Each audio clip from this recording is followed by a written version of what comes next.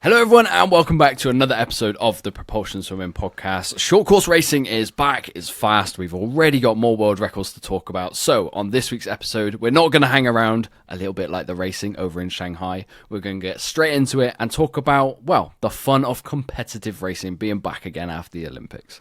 Yeah, the first leg of the World Cup Series is done out in Shanghai. Some great swims that we're going to talk about. Like you said, there's world records that were hits that we'll definitely get onto. But actually, I think the best place to start is not actually in Shanghai, but in Florida. I don't know if you heard some swims out there.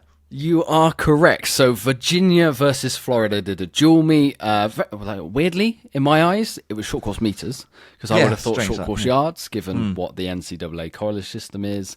But Gretchen Walsh had one of the most impressive, I'm not sure if it was sessions or just weekends of swimming that we've ever seen. In the space of an hour, she hit 3 American records in the 50 back, where she went a 25.37, 100 back, a 54.89, and the 53, where she hit a 23.10. Dan, we really shouldn't be surprised about these times, even though they're not her prime. Well, the 53 kind of is a primary event. I would say. The backstroke ones aren't. But it's the underwater dominance of the woman. And there's another swim that we get to. Don't worry, we've not forgotten about it.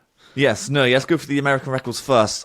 We said before we came on, actually, that I'm not really known as a backstroker. But then when you put the meters or the yards, let's say the meters, and the underwater phase of those races or the format, it just shows that it's so effective on all strokes. And we'll get to that with another swimmer in the Shanghai races later as well, who beat a very good swimmer because of the underwater phases. And Gretchen Walsh is basically showcasing how important they are because, she's smashing it. Absolutely smashing it at the moment. You're thinking now those backstroke events, like you said, she's not known for backstroke. No. 15 meters of it's underwater. Exactly. She's not actually swimming backstroke, she's doing dolphin leg kick. Yeah. And then the world record that she hits, which I don't know if it's going to be ratified or anything like that. I would presume it will do. I would have thought so. But I don't know if it's in a World Aquatics. You know, they have like some formats that it needs to be. I don't know if a dual meet over in Florida actually counts. But anyway, coming Budapest later this year, I'm sure she'll hit it again. I'm sure she will. She goes a 55.98, which knocked a whole second off Kate Douglas's American record that she hit earlier on this year, and she comes the first swimmer ever to go sub 56. Yeah. Underwater skills, people practice them because you can earn a lot of money doing it. Yep, I mean and swim fast. The best example was Dressel in the ISL when he broke that IM record as well. I mean, not much swimming on top of the water because it's just all underwater, streamlined dolphin kick. I know there's other strokes involved like breaststroke, but again, you can go 15 plus meters on breaststroke. That is a good comparison, Dan. I like the comparison to Dressel's ISL here. Yeah, it's the same sort of milestone, if you like. So he went sub 50, didn't he? And Gretchen's just gone sub 56. That's some serious, impressively good swims there. Now, it's a shame she's not over at the World Cup Series because we don't get the head-to-heads that are clearly going to be on display now. But come short course Worlds, I don't think she's swimming the backstroke events. I'm pretty certain. I wouldn't have thought so. Them. No. Maybe she should have been, because world records. I mean her stroke is still fly. I would say like freestyle fly. That's probably her sort of. Best events, but you throw the backstroke in there. I mean, she's the best American backstroker in short course meters now over the sprint events that's ever been. So it depends what she does. It's going to be a hectic schedule. She suddenly starts doing fly, free, back, relays. It's going to be obviously far too much. So she'll have to pick and choose, and I suspect it'll be free and fly plus relays. That's a guess. I'm pretty sure we've already seen the entries for the American team, and she's not down as the backstroker. Yeah. They've taken like Phoebe Bacon as well as Regan Smith, and I think there's one other. Yeah. Elsewhere from that meet, before we get over to Shanghai, for Brits listening, Johnny Marshall hit the 4th fastest British 100-meter backstroke time. He went a 50.46. Again, this is all of these times that we're going to go through today is really impressive given we're October, like early season swimming. He is the 2nd fastest active British swimmer in the event now. Luke Greenbank is the only one who's gone faster. I really hope we see Aquatics GB take him to Budapest. I would have thought they do, but who knows, though, because he trains over in America if he can get released. But I would presume if the Americans are swimming, like he's going to be allowed to swim. And, maybe given his underwater dominance, because his is really impressive. You saw it at British Champs last year where he just destroyed. Maybe he swims more than backstroke. Maybe there's a relay that could use a dominant underwater swimmer. For the 4x1 is probably what you're thinking there, for the freestyle. Maybe. I mean, it's difficult. Left field. You got to outdo Ollie on the backstroke as well. And I know Johnny actually that's a lot faster than Ollie's ever gone short course then. Yeah, well, again, Ollie hasn't raced so far this year, has he? So it's difficult to try and compare. And I know Johnny, he hasn't stopped training, so he's not tapered at all. Obviously, I don't think any of these swimmers will be. No. But I think there's a bit more time to come off if he is getting ready for, hopefully, Budapest. Hopefully, he does get selected. But then you've got the likes of Luke and Ollie, I've just said, to try and get past. So, don't know. Just quite to put in perspective, he's 0.9 faster than Ollie went at Bucks last year. That's a big margin. It's a big one. Yeah, it is a big one. And hopefully, if he does get picked, then he puts his name in a hat for the relay as well. Because, of course, underwaters are so key with short course racing. Okay, let's continue the British theme and move over to Shanghai then, because we're going to be reviewing each stop of the World Cup Series over the next 3 weeks as they go on. And we'll start with Duncan Scott. Very, very, very good weekends of racing. Very tough 3-day schedule. He doesn't like it easy, throwing his IMs and his freestyles into what is a very compact schedule. He said in his interview after the 200 freestyle with John Mason that, look, the heats are probably faster than they usually are for the World Cup Series. It takes a little bit more out of him. He wasn't a fan of that, was he? No, not overly. You could kind of tell. Yeah. But to come away with, I think, a bronze, a silver, and 2 golds in 4... They were 4 very good fields. Yeah. In October, his first part of racing after the Olympics, I've put this in our note. I think he takes away multiple golds from Budapest. Based on this form, you have to, especially that 200 free, because that was a very decent field that he effectively smashed. It's like body length, wasn't it? In the end, more than a body length. Yeah. So going 140, and again in mid to late October now, and he's going that sort of time. The British record is in sight on that, and he actually did break the British record in 100 IM. Takes off like over half a second on that race. So an amazing, an amazing race. He actually get bronze on that because Marchand and Ponty were the top 2 in that one. But I think Duncan had he had a very strong meet actually, and I now think he's confirmed at all the World Cup stops as well. So hopefully he can now build on this as well. Sounded like it. So very promising, very impressive. Yeah, put into perspective, he got a PB in the 4-3, but put into perspective his 2-3, that 140.92, only him and Dino have ever gone faster. Like Matt's not gone faster than that. In October, I won't say this again, but in October, that's so good. Well, hopefully, and it was the last race of his schedule. Yeah, ISL was like a 6-week block, and this is kind of the same thing, like a 3-week block. And hopefully now these times just keep coming down and down and down because they know what areas to put right, and hopefully, I don't know, maybe a mid 140, maybe a low 140, and then he's in British record territory then for that 200 free. And hopefully he'll just lower the British record on the 100 IM, maybe tackles it for the 200 IM and the 400 free. Who knows? Yeah, I'm sure Jimmy's got an eye on Duncan in the 4-3 because that's Jimmy's record, isn't it? And Jimmy was out there as well. Yeah, Jimmy was a little bit off, I suppose, based on what Duncan was swimming. I think it's 3 or 4 seconds off. Is it off, or is it everyone else is swimming well? Well, that's Duncan's the thing. It's so difficult to gauge because you don't know who's had a proper rest, who's just come back to training. I would have thought a 340 for a 400 free is actually not bad, actually. But then for someone like Duncan to go 336, that's even better, obviously. So that was a super impressive swim.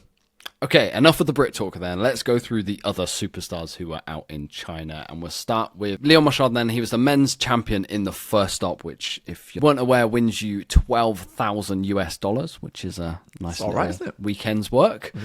Yeah. He wins the triple IM crown of the 100, 200, 400 IM without... Actually, the 100 and the 200 looked fast, but not blowing the doors off like we predicted world records could potentially be tackled in the 2 and the 4, but he had a very, very busy schedule, and you can tell he's not peak Olympic condition. There's no chance he needs to be, or why should he be? And he came out at the end after swimming the 2 breaststroke where he missed the podium and just said, look, that race was a step too far for me. I mean, he does some really solid races, doesn't he? 4 IM, 2 IM, 2 breaststroke at the end of a 3-day meet is hard going.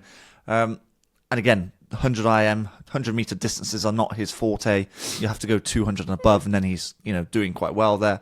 The 200 IM was probably the one that stood out for me the most. European record, third all time. So can't complain too much. No, I guess not. I guess he's all right. I suppose the only question mark really, but again, it depends where he is in his training schedule. Probably doesn't just started. But a 4-minute flat and 400 IM, especially when his PB is a 4:02 long, is it's not quite where you want Marchand to be, I think. But again, he'll get tired after. He'll improve through the round, won't he? So I suspect he'll go sub-4 next time out, next weekend. But 12K for being the men's champion is that's a good 3 days' work, I think. And it's going to be difficult to stop him winning the next 2 meets as well, if I'm honest. Yeah, because I think how it works, I still haven't overly figured out the point system, but it's taken from your top 3 swims. So he swam 4 events here. He can drop one. He doesn't have to do the 200 meter breaststroke at the next event, let's say. Yeah. It's only taken from your top 3. The same with Duncan. He swam 4 events. He doesn't have to swim 4 events, if that makes sense. Yes, yeah. But now he swam all 4 of them. Actually, Duncan's confirmed for all of the next stops. He could just pick his top 3 and just say, okay, I'm just concentrating on those. Maybe I'll get to the top of the rankings. Who quite knows? Well, that's the thing with these IM swimmers. They've got to race more events because they need to target more than one stroke. So that's probably the reason why they do more events like this. But of course, Duncan's so good at freestyle. Marchand's good at breaststroke and butterfly, and he hasn't actually done any butterfly, apart from in the IMs. So there's more races that they could be doing, but you don't want to burn yourself out and then hinder your chances at potentially 12K plus in prize money, Yeah, so unfortunately one swimmer who was touted down as going to all of the stops, one of the showcase swimmers, we won't be seeing any more of her racing for a very good reason. I feel like Kaylee McEwen, after what has been a long 2024, a lot of media spotlight, a lot of being the best swimmer in women's swimming. She's pulled out of the rest of the series to protect her mental health. In the time that we did see her over in Shanghai, she hit an oceanic record and a World Cup record in the 50 meters backstroke. Yeah. She went a 25.36, and I think she just lost to Regan Smith in the 100 meters backstroke. We'll get to Regan afterwards. Dan, I've got no problems with her pulling out, really. It's a World Cup series, it's a short course season, which I'm amazed all of these swimmers are going so hard after the Olympic Games. You need a break somewhere. You do. If she wants a break now, take a break now. Yeah, if you remember going back last year to Qinghai'an, and he targeted the Worlds, and he went straight into Asian Games, and then we were questioning, where's your break here? Especially when it's Olympic year, and you know how the Olympics went for him, not as planned. And I think Kaylee's probably taking that sort of thing into a context, thinking, actually, do I need to do this? I think the main reason to do a World Series is probably the prize money, if I'm perfectly honest. Maybe a couple of world records, which is, again, based on prize money. Does she need it after the success she's had at Paris, with sponsors, I'm sure, and media limelight and all that sort of stuff added in? She's probably realised, do I need to do it? Do I need to be halfway across the world to do these sort of things? So, yeah, it's difficult, but it's probably the right call. That's the reason why she's made it. Yeah, I mean, she'd already pulled out of Budapest. We knew she weren't going to Budapest, and the Aussies have targeted the World Cup Series to prepare for Budapest. So if you're not ending at World Championships, and I mean, fair play to her for saying she needed to protect her mental health, because there is, even we talked about it in our preview episode, there was going to be this spotlight and eyes on Kaylee McEwen versus Regan Smith at every single stop. Yep. I've not got a problem with her saying enough's enough, I need a break. Yeah, I'm fine with that. Whatever works for her. If I'm honest, this is not her main priority. The priority will be World Champs in the summer, which is again in Singapore. So, again, I don't really have an issue with it either, because this is not the main target, and she's probably realised, why do I need to do this? Yeah, I think that's probably what she's worked out. More power to the swimmers for coming out and talking about these things, and actually it not being a sign of weakness, and everyone, including us, just saying good. Regan Smith then in the 100 meters backstroke tied Gretchen Walsh's American record that I think she set the day before, but the way the time zones work, it was hours earlier. Hours, yeah. She, again, we haven't really seen her race short course meters before, so I'm really excited to see how she progresses over the next few weeks, leading on to she is going to be one who's going to be in Budapest. A lot of eyes on her. She won't have Gretchen Walsh's competition, as we've already talked about. I think she'll just get faster and faster, and we might see something special. Yeah, I suppose Kaylee McCoon's already done the job in terms of getting the world record in this event, short course meters, and I imagine with Regan being the way she is, super competitive like they all are, she'll probably want that world record, and she'll probably work her way down to getting that record. And effectively, she's got 3 more attempts, hasn't she? If she's got the worlds and the next 2 stops. Stand out. Yeah, again, not the same level as Gretchen's, but Regan's extremely good at underwaters, and she really does attack the races and comes back really quite strongly as well. So she's the overall package, I would say, Regan Smith. It wouldn't surprise me if she really challenges the world record over the next couple of weeks or so. I mean, she won the 200 fly as well as a separate note, which again could tight favour turnaround, her, if I remember correctly, as well. Yeah, I mean, it's a hard double that she... Yeah. You're always going to find it with a 3-day meet. A lot of these swimmers we talk about, it was like some of the... I'll get to one later on with Siobhan Hawley. It was disgusting, and she's still mental. crushed. Yeah. Just shows the talent of some of these swimmers. Okay, Dan, moving on for me to the swimmer of the weekend. Believe it or not the men's champion at the first stop, not Duncan Scott swimming as he did. No Ponty. He did well. So... I mean, he set a world record in the 50 meters butterfly, which was a fast world record as well. I think it was a joint one between Santos and... Sabo, I think it was. Sabo, there we go. Right. Good knowledge. Yeah. There was a very funny text exchange that Duncan Scott put up on his story where essentially Duncan told him to go to bed because he expected a world record, or go get some rest because I want a world record tomorrow in the 50 meters butterfly. And... No Ponty said, yeah, I'll get one in the heats for you in the morning, and that he did. Well, lived up to his word, didn't he, eh? But for me, that wasn't the most impressive part of his weekend. It was the IM swims coming second and pushing Leon Marchand all the way in the 100 metres, and in the 200 metres getting third. I didn't realise his all-round swimming ability was that good, and honestly, I think his underwaters are the best in... Are they the best in men's swimming right now? They were the best this weekend. I don't think Leon didn't make ground on him on the underwaters. I won't debate you on this weekend. He definitely showcased incredible underwaters, but in men's swimming full stop, I've always said Ryan Murphy is right up there. Yeah, okay. I suppose you throw Caleb Dressel in there, and then you've got sprinters like Ben Proud off his start and all right, that sort of. Anyway, this weekend they were the best underwaters. This weekend for sure, swimming. And on top of those IM swims, he hits a European record in the 100 meters butterfly to go a 48.4. I think he is going to have a very, very fast short course season and win a lot of money. I believe so as well. And if I've got this right, by hitting a world record, I think you get an extra 10k bonus. I think so. Yeah, World Aquatics event. Yeah. If he does really well in his 3 main events to get him the points on the overall leader table, however the points work, and continues to knock down these world records as well, he's looking at a very lucrative weekend or couple of weekends of swimming work, I think. This is something that Hossu used to do quite a bit. She used to make a fortune off these sort of meets. She did. She won something like 300 World Cup events. Yeah, mental, which is never going to happen. To get the 100 meters world record, he's got to beat prime Dressel ISL form of a 47.7. Yeah, so he's some way off that just now. Yeah. But the 50 looked really, really good.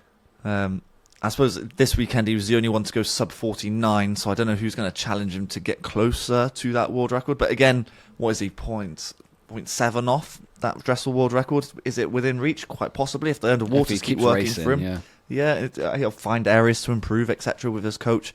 It definitely helps being a flyer to have strong underwater works. And then the 100 IM is just a splash and dash, isn't it?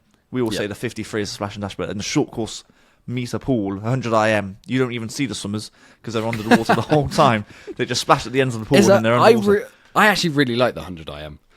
It's good, isn't it? I do enjoy it, to be fair. I do enjoy it. I think it's the most fun event on the short course calendar for me. Just purely, actually, from watching Dressel at ISL, it's exciting from that moment. It's always been my favourite. Yeah, it's just a question of spectators in the crowd. Is it then exciting for those guys because they don't then see every element of the race? Well, you do see every little bit of stroke. Like I watched Loughborough 50s last last week up in Loughborough, obviously. Yeah. And that finishes with 100 metres IM. And I only saw the winner, Calvin Fry, for literally 10 metres of each stroke. Yeah. But there was drama because you're just like, oh my God, how far ahead is he going to pop up? How far? Yeah, I suppose. And that was different because I was on the pool deck, so I couldn't see where he was going underwater like you can from a crowd. Yes, yeah. And I really enjoyed that little sense of, who's going to come up first? Who's going to come up first? And then you get 10 seconds of this hit of adrenaline. Maybe it's quite good for sorry, I'm going completely. You are rambling a bit. Let's carry on. It's funny. I'm completely tangenting here. But maybe it's actually a really good event for the TikTok attention span of the younger generation these days. Because you get that drama, that build up, that hit of swim, and then drama, build up, hit of swim. Yeah, maybe that's why I enjoy it so much. No more than a minute, obviously, as well for 100 IM, both on the men's and women's as well. So it's I suppose it can be quite exciting. I just question it's better watching it through the telly because you can see the underwater works and you can see the skills put into play, whereas in the crowd or even poolside, you can't see how good or how talented these guys are at the streamline dolphin kick and how much flexibility and power is actually needed. That's my little gripe. But 100 IM is extremely exciting. I do agree with you on that. And No Ponte, going back to that, we've made a massive tangent there. But No Ponte had an incredible meet, and I think he's just going to improve as the meets go on. Yeah, I'm excited to see what comes next because I think he's just getting it happened last year in the long course season leading into the Olympics. He was getting faster and faster as each stop went, and eventually he couldn't quite get the gold at the Olympic Games, but he was a challenger and one of the best swimmers actually in Europe right now. Yeah, definitely. Yeah, I agree with you. Yeah. Talking of one of the best swimmers in the world right now, a nice little segue there, Dan. The women's champion for the first stop was Kate Douglas. I get the feeling her swims over in America, like the publicity of how she did this weekend, are going to be overshadowed by what Gretchen Walsh did. Yes, that is. Yeah. And like I said with a few of the other swimmers in Duncan and Leon, she's got so many events that she only needs to swim 3 that she might drop a few of them. And that question was asked to her by John Mason after her final event, the 200 meters IM, and she actually said she's not loving the 200 meters IM right now. It's funny, and she might drop it. And I was a bit like, really? Yeah. You won that by more than a body length, and you've won the first stop on £12,000 or $12,000. But it's not an easy event. It's like if you're finding it tough, you're not going to enjoy it. No, that's true. I mean, most races are tough if you put everything into it. But the 200 IM, you're an Olympic medalist. Surely it's like one of your favoured events. I suppose because it's short course meters, she probably preferred the 100 IM over the 200. Maybe that's where that thought process come in. And because it's the last event as well, it's quite a long weekend of racing. It was literally the last event. So that probably an accumulation of things. I would be shocked if she didn't not race the 200 IM. I think moving that's forwards through the stops. Yeah, I would. For her, that's one of her best races, along with. Oh, geez, what is that? 200 breaststroke she won by 4 seconds. Yeah, so I think that's her best one. That's the best one, I would say. The 200 breaststroke, 200 IM, and then any of the freestyles, 50, 100, 100 IM. Yeah, I mean, this would drop any because she's so versatile. You see, she didn't swim the 50 or the 100 free, so maybe she adds one of those in instead. Maybe. She definitely couldn't have done the double because the 100 free was the event before the 200 free. She probably wanted to do the 50 free. And I'm trying to remember the time. I think Wasik won that, didn't she? Whether she was challenged Wasik, she probably could do. I'm not too sure on the times. Can't remember now. 23.8. 23? Could Douglas do that? I think she'd probably there or thereabouts, don't you think? If you nail your start, nail your turn, which is absolutely crucial on a 53 meters, a short course meters, maybe she'll do that. But I don't foresee her dropping either IM and not the 200 breaststroke either. I think she'll just carry on doing those 3 as her main 3. Maybe she'll throw the 53 in as a little bit of a bonus, and if she wins it, she wins it. Speaking of someone who doesn't love doing a massive amount of meters, if you could tell me to swap a 200 IM for a 53, I think I'll bite your hand off. So I understand that logic. Yeah. Okay. 20-second race over a 2-minute race or so. Exactly. Yeah. Few other swimmers to mention then as we round up are, review of leg 1 over in Shanghai. Tang, the Chinese breaststroker, was very impressive in the 50 and the 100. She actually won the 50 by more than a body length over Ho He. Maybe if she does the rest of the legs, keep an eye out to see if she gets closer to the world records as she builds through. Yeah, you said that Ponte was your swimmer of the meet, and it's a bit left field, I suppose, but Tang was probably up there for me. I know she didn't break the world record, but she got extremely close to the 50 and the 100 breaststrokes, and give it a couple more weeks, and she might actually be challenging and getting the touching stops. distance. If she is doing them, of course. Do we know that? She's definitely doing Korea. I can see that. I can't see the Singapore announcement just yet on the official World Aquatics website. It wouldn't surprise me if she did all three, because it's all in Asia, and they want the bigger names, especially in China, to promote the sport, I suppose, effectively. I think she was under the radar kind of swimmer for me. She's right up there with at least a top 3, I would say, because of the she was only 0.2 off the 100 world record, wasn't she? So yeah, it's good. No, I like that really well. Yeah, Siobhan Haughey, who came third to her in the 50 meters breaststroke, and then did what I thought was one of the hardest doubles of that session, because she got maximum 5 minutes rest, of which some of it she had to stand and wait for the presentation and interview at the end of it, to then do 100 meters freestyle, and she won that by about body length. Yeah. She's really, really impressive as a short course swimmer. She is. And her profile, to me, her profile isn't, I know it's big over in Hong Kong and Asia, but in the rest of the world, it isn't as big as it should be. Which just gets overlooked when you've got swimmers like, let's say, Casey Ledecky, for example, or Titmus or O'Callaghan, the bigger, let's say, the showcase names of the freestyle events. Well, actually, Siobhan Haughey is an Olympic medalist in these freestyle events and has been since Tokyo, Paris, and then I'm sure she'll probably go on again till LA. So she is a really impressive short course swimmer and a long course swimmer. She can kind of do it all. That turnaround time of 5 minutes is that's basically just a lactic tolerance set. Yeah, it looked really horrible. tough. That's hard. But she really won the 100 free at Cantor as well. Yeah. And then I'll round things out with the men's breaststroke. So Qing Haiyang in the 50 went a 25.3, which is only 0.4 off the world record. In the 100 went a 55.7, which again is 0.5 off the world record. So as he makes his way through the rounds, maybe he can work his way down to a world record. But his unbeaten run in the World Cup series, which actually lasted since last year, where he did the triple at every single stop, was stopped by Australian Joshua Yong, who was really impressive in the 200 meters breaststroke. He didn't quite have that front end speed to live with Haiyang, but the final 75 meters, he absolutely smoked him and went a 2:01.67. We talked about impressive swims. That was right up there.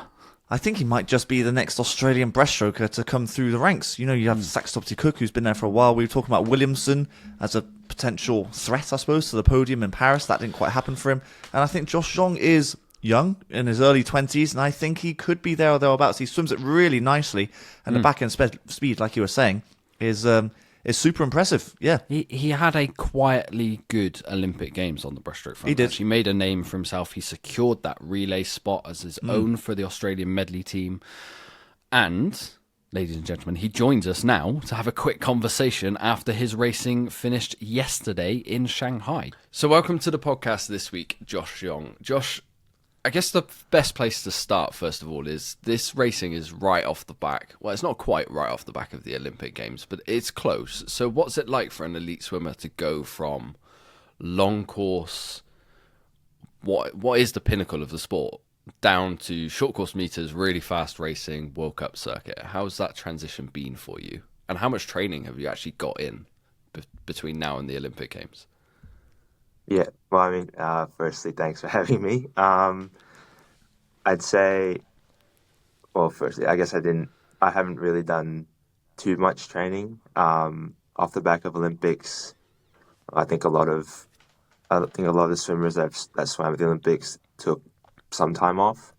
I think I got close to, 3 weeks off, then got back into the pool, and it's been relatively chill, not much volume, but training has been short course as opposed to long course. I mean, I'd say, I guess short course is a lot more skills oriented, more around your start, turns, how you carry momentum off each of the walls. As opposed to long course, where I think there's a lot more of the swimming aspect, where I guess fitness does play, I'd say, a bigger part. So yeah, I guess just adapting my training to be more skill based. Yeah, making sure each of my turns are on point and stuff like that. Would you say you're preferred the short course racing to long course? Because you have two different types of swimmers. Do you prefer the skill side of things, or do you prefer the fitness side of things? um, well, I think I personally prefer short course, but Okay. like in terms of, because to be honest, my skills aren't that good. Like, I think my start does need improving and my turns, which is, again, I guess it's a great time to actually work on this since it's short course Yeah. season. But yeah, my main strength has usually always been my swimming, my actual swimming speed. So yeah, I guess 50-50 between both. Yeah. Yeah, I mean, it's quite hard to work on your swimming speed when you can spend like 15 meters out of 25 under the water off every Yeah. ball. Yeah. So, what was your experience like of the first stop of the World Cup? Because it was a home Chinese crowd racing against Qinghaiang. I presume that was pretty. Like, we couldn't actually experience it from watching from afar. Like, the sound didn't quite work. Atmosphere. Like, the atmosphere didn't come across on the camera. So, what was it actually like there? Yeah, I mean, yeah, I guess there was a lot of support for the Chinese swimmers at that stop. Like, I think the stands were pretty much packed, which is Yeah. nice to like experience again after Paris, where there was a huge crowd for the French. Um, yeah, it was just all around a very good racing meet.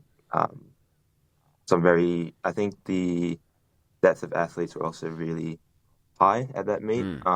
So it was Yeah. definitely some good international experience racing against them. How would you rate your own races? Because I suppose both the 100 and the 200 breaststroke, you got the oceanic record in the 100, and then the 200 breaststroke, you managed to beat Qinghaiang as well, who you stopped his incredible run actually in this competition. How would you rate both of those swims? Yeah, I mean, I think I'm pretty happy with how I executed both the 100 and the 200. Um, I'd say there's definitely room for improvement in my 100 as far as like my start and my, I guess, skill work, I guess, in the 100. Um, I guess the 200 wise, there's more, not so much, I guess a bit more room for error because it's a bit of a longer race. Okay, yeah. But yeah, I mean, I'm pretty happy with how both those swims went, to be honest. So I was gonna ask, did you mean to race the 200 like back end a little bit like Zach Subtlety Cook does? Because obviously you came through really strong in the second 75 or the final 75. But was it literally a case of at that point the advantage that some swimmers had on the skills kind of nullified and your swim speed took over rather than back end racing it? Yeah, I mean, I think that's always been like a part of the strategy for my 200s. I don't really race the front end as much as I guess some other swimmers, and more so try and, well, I guess have a strong back half. So yeah, I don't know. I don't know if it, like what you said, nullified my skills disadvantage or anything, but yeah, I guess I just went in there and raced my own race. Does that inspiration of doing a back end come from Zach, or has that always been through yourself, through your coach? Um, I'd say there was a little bit of influence from Zach. I'd say. I mean, I've been racing him for like 2-3 years. I'd say.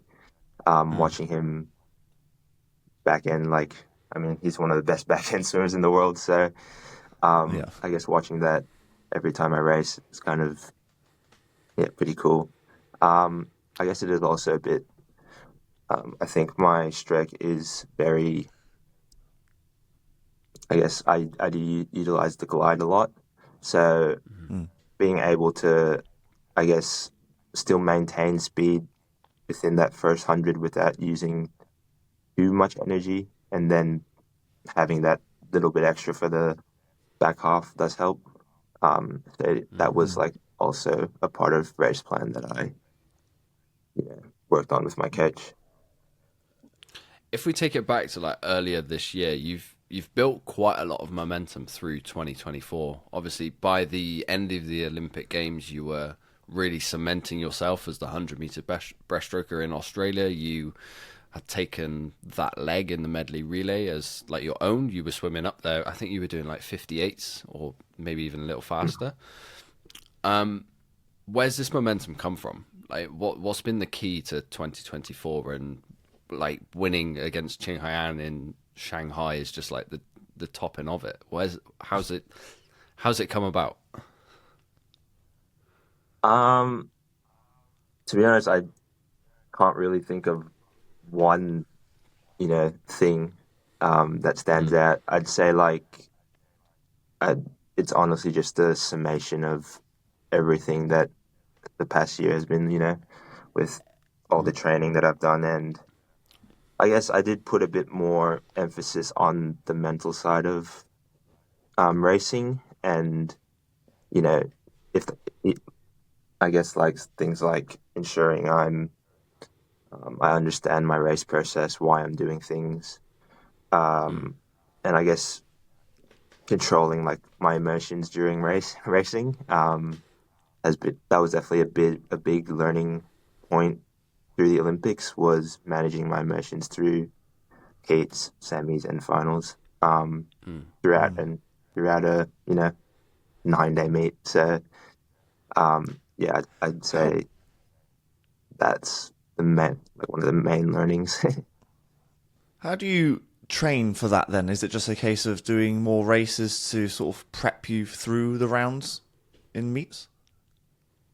Yeah, I'd say international experience does help, like racing against um those athletes that are at the top of pretty much at the top of their events.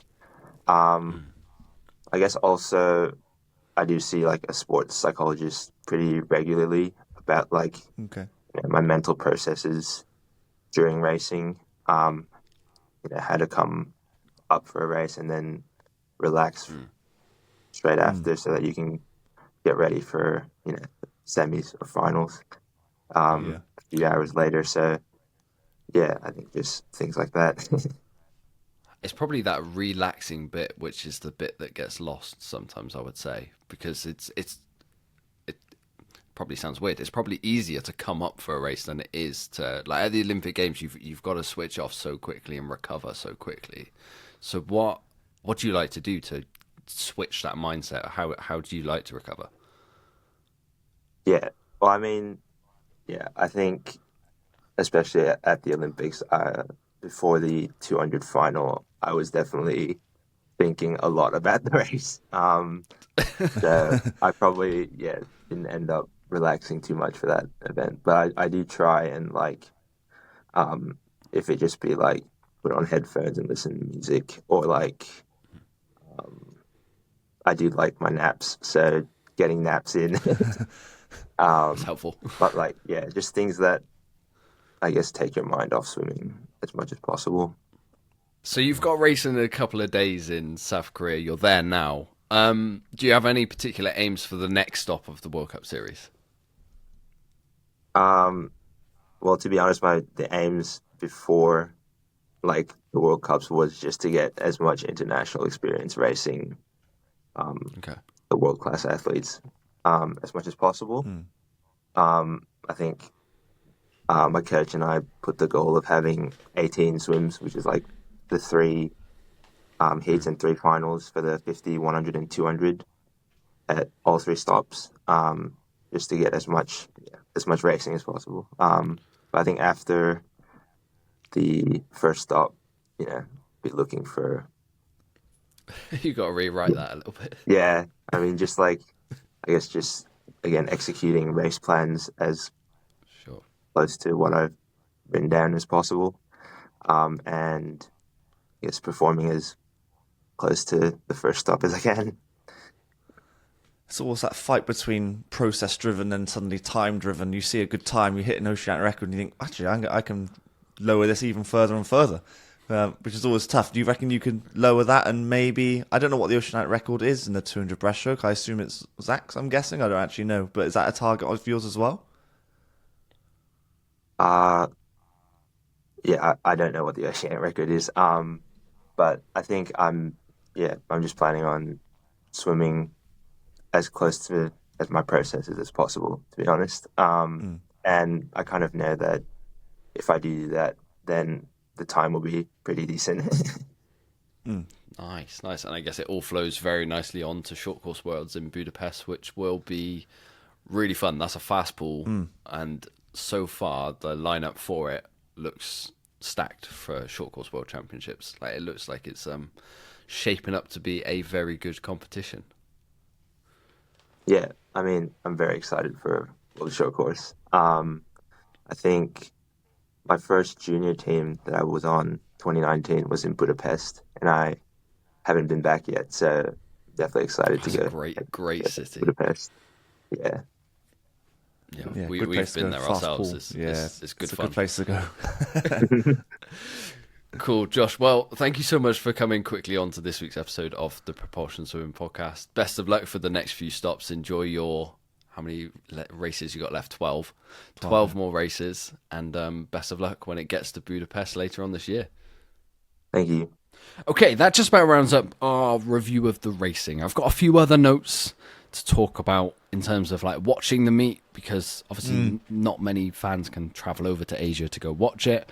I really struggled watching this one from home because I couldn't tell what the atmosphere was like. Like, I want to speak to the swimmers and understand, was it really loud for the Chinese swimmers? Because the sound or the audio of the stream was like really biased towards the commentator. I just couldn't quite get a guide for it. And then Eurovision fed adverts mid-race. To be fair, it wasn't at the fault of World Aquatics. It's not their platform that the advert appeared on. It was literally a split screen in Eurovision Sport, and I was there trying to watch Duncan Scott races 2 free, and I got an advert for a pizza chain, and I was a bit like, I'm trying to listen to this race as well as watching it, and now I've got to close this ad to carry on with the stream. Like, I get it, swimming needs more of this. But there are some open doors for opportunities like this that really need to be explored a bit better than a split screen during a 200 free short course race, which doesn't have much time. Yeah, see, and now I don't mind the whole split screen thing, because the Americans do it really quite well in the NFL and other sports as well. But they time it correctly. When nothing's really going on, maybe they've like a tackle in NFL and there's a bit of a pause in the game, then they stick an advert on and it's split screen. And that's what they should do in the swimming, not mid-race. Like, if they've just finished the race, you've seen the times, you've seen the reactions, right, they're getting out of the pool, right there, stick in a 10-second advert, whatever, so how many seconds it is, because no one's really interested in them getting out of the pool. No one's watching that. There's some really open door windows in terms of like a swimming meet as to where a 30-second advert or a 15-second advert can appear. But during a race isn't one of them. No, it's really not. But hey, it's really that's not. Just me being picky. That's me being grumpy at the end of a long weekend. But I get it. Swimming needs it. It needs to be more commercial, and you know that's how the sport grows, because you need more brands and sponsors to be involved. But you've got to make sure the adverts are done in the correct time, otherwise it will just annoy the fans that the swimming already has, which is not great. Obviously, you've still got to please the current fans you have, as well as bringing new eyes to the sport. Yeah. Okay, so that's our moan at the end of the podcast done. Okay. We'll be back to review week 2 in South Korea next week. I'm presuming there's going to be another world record or 2. I hope so. Given that these swimmers are really getting more dialed in as it goes on. And you will see me poolside at a few more pools as well. And actually, maybe even next week. I will leave a little tease for that one. But if you haven't subscribed already, please do so on YouTube, Apple Podcasts, and Spotify. And we will be back in 7 days' time at the slightly earlier day of Tuesday. Yeah, thanks for listening, everyone, and we'll catch you on the next one. You've been listening to the Propulsion Swimming Podcast with Scott and Dan. We want to thank you for joining us and invite you to subscribe to the show, as well as checking out the Propulsion Swimming YouTube channel for weekly tutorials and videos to get your swimming fix. We will be back next week. Until then, we'll catch you on the next one.